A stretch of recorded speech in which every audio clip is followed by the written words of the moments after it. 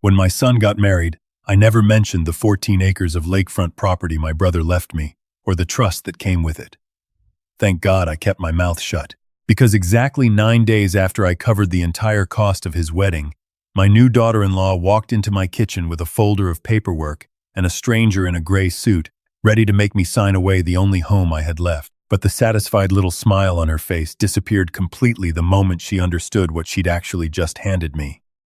Before I tell you how the whole thing fell apart in her hands, tell me where you're watching from tonight, and if you believe family who try to take advantage of an old man deserve exactly what's coming to them, go ahead and hit that subscribe button. My name is Walter Hensley. I'm 66 years old, and for 38 years I ran a small auto body shop 2 blocks off Route 9 in a town in upstate New York most people couldn't find on a map. I straightened frames, repainted doors, and pulled dents out of cars that insurance companies wanted to total.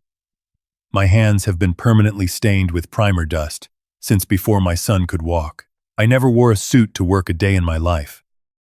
I drove a pickup with 210,000 miles on it, and I still do. To most people who met me, I looked exactly like what I was, a tired, aging mechanic who'd probably worked himself into a small pension and not much else. What nobody outside my immediate family knew was that my younger brother, Daniel, had spent 30 years building a commercial real estate portfolio in 3 different states. Daniel never married, never had kids, and when a heart attack took him at 59, 2 years ago, he left almost everything to me. Not because I'd asked for it, not because I expected it, but because I was the only person in his life who ever called him just to talk, not to ask for something. Among the properties was a lake house on Conesus Lake, worth close to $2 million on its own, sitting on land that had been in our family informally for generations before Daniel ever bought it outright. I didn't sell it. I didn't talk about it. I moved in quietly after my wife Carol passed 3 years ago, because the noise of the city apartment we'd shared had become unbearable without her, and the lake reminded me of summers when our son was small enough to ride on my shoulders. I never told my son, Marcus, about any of it. Not the property, not the trust, not the income that came in every quarter from buildings I'd never even seen in person. As far as Marcus knew, his father was a retired mechanic living off Social Security and a small pension in a modest lake cabin that probably needed a new roof. I let him believe that. Carol and I raised him to work for what he had, and somewhere along the way, after Carol got sick and I buried myself in caretaking, and then in grief, Marcus grew into a man I recognized less and less. He married a woman named Vanessa 18 months ago, and within the first few conversations I ever had with her, I understood exactly what she was. She asked about my house before she asked about my health. She asked what the lake property was worth on paper before she ever asked what it meant to me. 11 days before that morning in my kitchen, Marcus called and asked if I'd help cover the wedding. Not help cover. Vanessa wanted a destination ceremony in the Finger Lakes, a winery venue that ran $28,000 just to rent for the weekend, a band flown in from Nashville, a custom gown from a designer in Manhattan. The total came to just under $93,000. I wrote the check without complaint, because Marcus was my only child, and despite everything, I still loved him the way you love your own blood, even when you're starting to be afraid of who they're becoming. I told myself the wedding would be a fresh start. I told myself that watching him stand at the altar might bring back some piece of the boy who used to fall asleep in my truck, waiting for me to finish closing the shop. 9 days later, Vanessa was standing in my kitchen with a man I'd never met, a folder under his arm, and an expression on her face like she'd already won something. "Walter," she said, setting her purse down on my counter without asking, "Marcus and I have been talking, and we really think it's time we had an honest conversation about your living situation." I was drying a coffee mug. I set it down slowly. "My living situation is fine, Vanessa. I like it here." She gave me the kind of smile you give a child who said something embarrassing in public. "It's a lot of house for one person your age.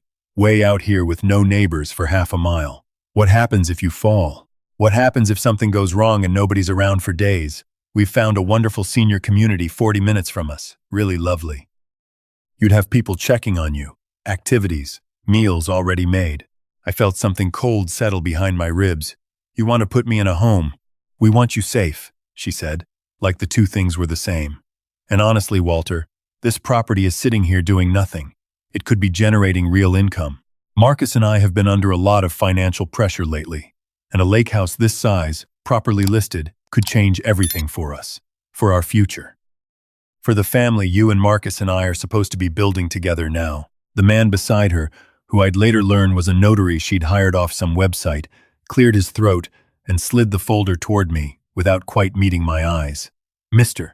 Hensley, I just need you to review and sign where it's marked. It's a standard quitclaim deed, transferring the property into your son and daughter-in-law's names. I looked at the gold pen resting on top of the folder. I looked at Vanessa's manicured hand, still resting flat on my kitchen counter like she already owned it. And then I heard footsteps on the porch, and Marcus walked in. He didn't look at me first. He looked at Vanessa like he was checking in for instructions, and something in that single glance told me everything I needed to know about how this had been planned. My son, who I had taught to change his own oil before he had his driver's license, who I had sat with every night for 2 weeks straight when his mother was in the hospital, stood in the doorway of the house his uncle left me and wouldn't meet my eyes. Marcus, I said quietly, did you know about this? Did the two of you plan this together? He shifted his weight. Dad, come on, don't make this dramatic. Vanessa's right, you shouldn't be out here alone. And honestly, he glanced at the folder, then back at me. This house is worth a lot of money sitting empty most of the year. We could really use it. We're behind on the mortgage on our place, Dad. We're drowning a little. This would fix everything. There it was. Not concern. A transaction. I felt the same heat in my chest that I imagine every father feels in that exact moment. The moment you realize the child you raised has started looking at you and seeing an asset instead of a parent. The rage came up fast and hot, and for 1 second I wanted to slam my hand on that counter and tell them both exactly what I thought of this little ambush they'd staged in my kitchen.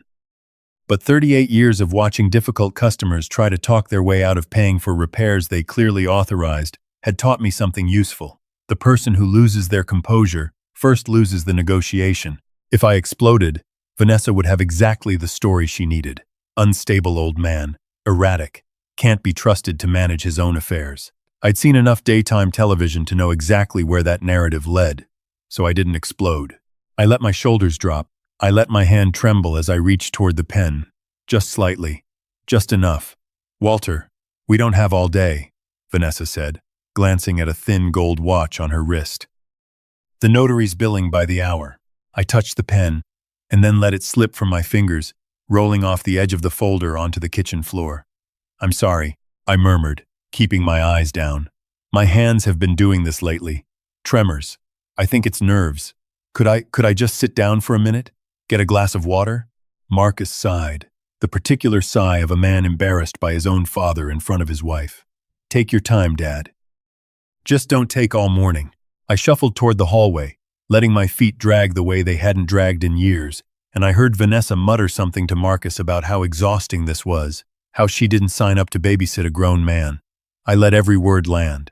I let it feed the calm, focused fire building in my chest, because by the time I reached the hallway, the performance was already paying off exactly as I needed it to. I didn't go to the bathroom. I went into the small office off the back hallway, the one Vanessa had never once stepped foot in because she had no interest in anything that didn't have a price tag attached, and I quietly locked the door. My hands weren't shaking anymore. My vision was perfectly clear. I pulled my phone from my pocket and dialed a number I knew by heart. Renata Cole had been my brother Daniel's attorney for over a decade before she became mine. She specialized in exactly the kind of estate structuring that protected people like Daniel from exactly the kind of people currently standing in my kitchen. The phone rang twice. Walter, she answered, her voice sharp and immediate the way it always was. Everything all right? They're here, I said quietly. Vanessa brought a notary. They're trying to get me to sign a quitclaim deed on the lake house. My son is standing right there letting it happen. There was a pause, and then Renata's voice changed, the way it does when a lawyer shifts from friendly conversation into focused strategy. Walter, listen to me very carefully. Do not sign anything. Do not raise your voice. Do you remember the irrevocable trust Daniel set up before he passed? The one that holds title to the lake property? I remember. The house was never legally yours to sign away in the first place. It's held in the Hensley Family Preservation Trust. You're the lifetime beneficiary and trustee, but the property itself cannot be transferred by a simple quitclaim deed, not by you, not by anyone, without violating the trust terms which, by the way, Include specific anti-coercion language Daniel had me draft after watching a friend of his get exploited by a stepchild. If that notary is asking you to sign something claiming sole ownership, your daughter-in-law either doesn't know what she's dealing with, or she's deliberately trying to commit document fraud by having you misrepresent ownership you don't have the authority to transfer a loan. I felt something settle in my chest. Not relief, exactly. More like the quiet click of a lock, finally turning the right way. What do you need me to do? Nothing dramatic. Go back in there. Let them think you're considering it. I'm 20 minutes away. I'm coming to you. I splashed a little water on my face for effect, took 3 slow breaths, and walked back down the hallway with my shoulders still slightly stooped, still playing the part. Vanessa was tapping her foot against my kitchen tile. Marcus wouldn't look up from his phone. Feeling better? Vanessa asked, in a tone that made it clear she didn't actually care about the answer. A little dizzy still, I said. Could we maybe wait just a few minutes before I sign? I want to make sure my hand is steady. I don't want to mess up the signature and have to start over. Marcus groaned. Vanessa rolled her eyes dramatically and dropped into one of my kitchen chairs, pulling out her own phone to scroll through something while she waited, completely unbothered by the fact that she was sitting in the kitchen of a house she was actively trying to steal. I sat across from them and waited, and in those 20 minutes, I learned more about my daughter-in-law than I had in the entire 18 months I'd known her. She complained to Marcus, not quietly, about how this whole thing was taking forever, about a vacation she wanted to book the second the property sold, about a car she'd already picked out. Marcus mostly nodded along, occasionally glancing at me with something that almost looked like guilt before he caught himself and looked away again. When the knock came at the door, Vanessa actually smiled, assuming it was the notary stepping back in from his car. Instead, it was Renata, in a charcoal blazer, holding a leather folder of her own, considerably thicker than the one currently sitting open on my kitchen table. "Good morning," Renata said, stepping inside without waiting to be invited, the way good attorneys do when they already know they hold every card in the room. "I'm Renata Cole, attorney for the Hensley Family Preservation Trust. I understand there's a document being presented here for Mr. Hensley's signature." Vanessa's expression flickered, just slightly, the first genuine crack I'd seen in her composure all morning. "I'm sorry. Who exactly are you?" "I represent the trust that legally holds title to this property," Renata said, setting her folder down and opening it with the calm efficiency of someone who had done this 100 times. "Walter is the lifetime beneficiary, not the sole legal owner. Which means the deed you're asking him to sign isn't just unenforceable depending on how it was drafted and presented. It may actually constitute an attempt to fraudulently transfer property he has no unilateral authority to convey. May I ask who prepared this document?" The notary, who had wandered back in behind Renata, went visibly pale. I was hired through an online service. I was told the property was solely in Mr. Hensley's name." "Told by whom?" Renata asked, turning her gaze toward Vanessa. Marcus finally looked up from his phone. "Wait, what is she talking about, Dad? The house isn't yours?" "It's mine," I said quietly, "in every way that matters. But your uncle was smart enough to know that money makes people act in ways you don't expect. He put it in a trust specifically so nobody could pressure me into giving it away, not even family." Vanessa's face had gone through several colors at this point, finally settling on a deep, furious red. "This is insane. You're telling me this whole time you've had this trust, this property worth millions, and you let us go into debt over a wedding instead of just telling us." "I paid for your wedding in full," I said, my voice steady now. No trembling, no performance left in it.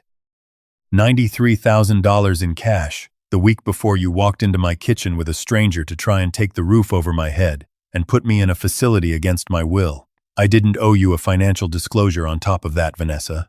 I owed you nothing at all, and you decided the appropriate response to my generosity was to try to steal from me 9 days later. Renata closed her folder calmly. I'd also note that attempting to coerce an elderly trustee into signing fraudulent documents under emotional pressure, particularly while threatening to misrepresent his mental competency to outside authorities, falls under elder financial abuse statutes in this state. I haven't heard that threat made yet today, but if it comes up again, I'll be documenting it formally. Marcus's face went slack. "Nobody said anything about Vanessa. Did you talk about saying he wasn't competent? Is that what the whole senior community conversation was actually about?" Vanessa didn't answer him, She was too busy staring at Renata, doing the math in her head, realizing that every plan she'd built over the past several weeks had just collapsed in front of her in the span of about 90 seconds. The notary quietly gathered his folder and left without another word, clearly wanting no further part in whatever this had become. I want to tell you that Marcus apologized right there in my kitchen, that he turned to Vanessa and told her to get out of my house, that some buried piece of the boy I raised woke up in that moment and remembered who I was to him before I was ever a number on a property listing. That's not what happened. What happened was quieter, and in some ways sadder. Marcus sat down at my kitchen table, put his head in his hands, and didn't say anything for a long time. Vanessa left first, slamming the front door hard enough to rattle the window above my sink, telling Marcus from the driveway that she'd be at the car when he was done wasting time. He didn't move for almost 10 minutes after she left. When he finally spoke, his voice was smaller than I'd heard it in years. "I didn't know she was going to say that stuff about you being incompetent," he said. "I swear I didn't agree to that part." "But you agreed to the rest of it," I said. "You agreed to come into my home and pressure me into signing away the one place I have left since your mother died, so the two of you could fund a lifestyle you can't actually afford. You stood there and let your wife threaten to put me in a facility, Marcus. You didn't say a single word in my defense." He didn't have an answer for that, because there wasn't one that would have made it better. In the weeks that followed, I didn't disown my son, though plenty of people watching this might think I should have. What I did instead was something harder. I told him I loved him, and that I always would, but that I would not be funding his lifestyle, covering his debts, or pretending that what happened in my kitchen that morning was a misunderstanding between family. I told him that real love sometimes means stepping back and letting someone face the consequences of choices that money was always there to soften before. Renata helped me formalize stricter terms within the trust, ensuring that no future visit like that one would ever have legal teeth again. Regardless of who showed up with a folder and a notary, Marcus and Vanessa separated 4 months later. I heard, secondhand, through a cousin, that the financial pressure that had pushed her into my kitchen in the first place never actually went away, and that without the lake house to bail them out, the cracks in their marriage that money had been papering over finally split wide open. Marcus moved into a small apartment outside the city, started picking up extra shifts at the warehouse job he'd been complaining about for years, and for the first time since his mother passed, he started calling me again, not to ask for anything, just to talk. "We're rebuilding something slowly, the way you rebuild an engine that's been neglected for years, one part at a time, with no guarantee the whole thing runs the way it used to. But it's honest now, in a way it wasn't before. I still live in the lake house. I sit on the porch most evenings with a cup of coffee and watch the water change color as the sun goes down, the way Carol and I used to when we'd visit Daniel up here before either of them passed. I think about what Daniel would say if he could see how his trust ended up protecting me, the way he always protected everyone around him quietly, without ever asking for credit.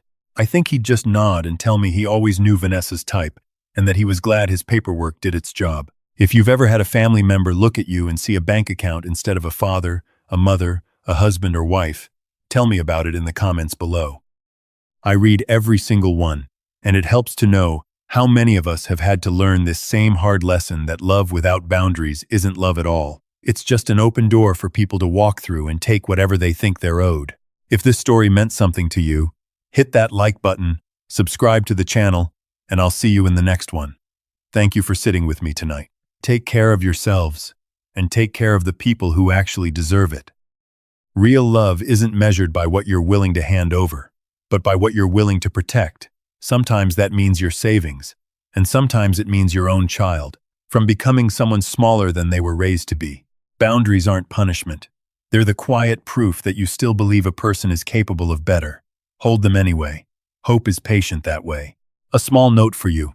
This story was imagined and written by AI for entertainment, though we hope its heart carries something real and good into your day.